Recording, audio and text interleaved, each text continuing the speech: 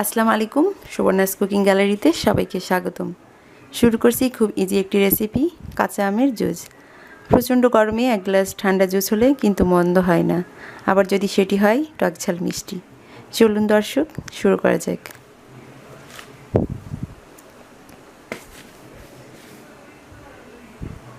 আমি এখানে একটি বড় সাইজের কাঁচা আম নিয়েছি। এখন আমটিকে ছুলে আমি ছোট ছোট কিউব করে কেটে নিব।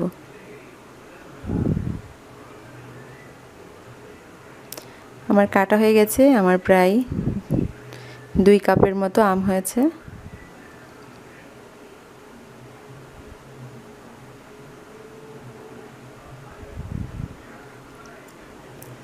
এখানে আমি একটি ব্লেন্ডার জগ নিয়েছি, দিয়ে দিব আমগুলোকে ভিতরে।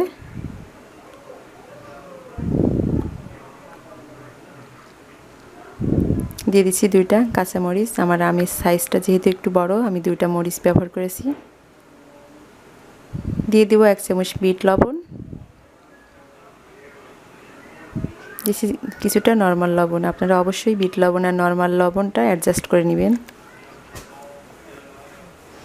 দিয়ে দিচ্ছি 1/4 কাপ চিনি।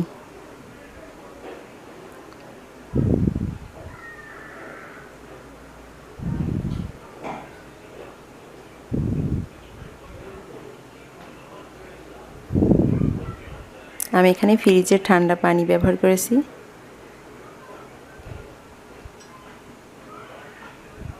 আমার প্রায় 2 কাপের মতো পানি লেগেছে।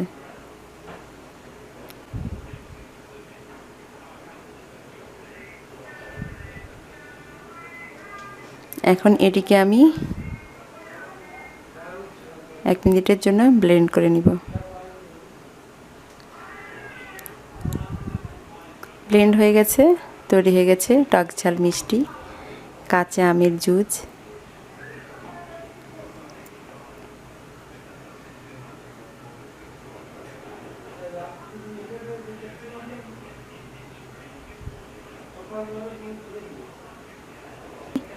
আমি আশা করছি আপনাদের সবার খুব ভালো লাগবে।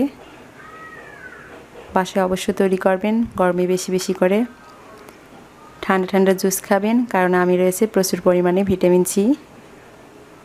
আমার আজকের রেসিপিটি খুব সহজ করে আপনাদের জন্য সাজিয়েছি।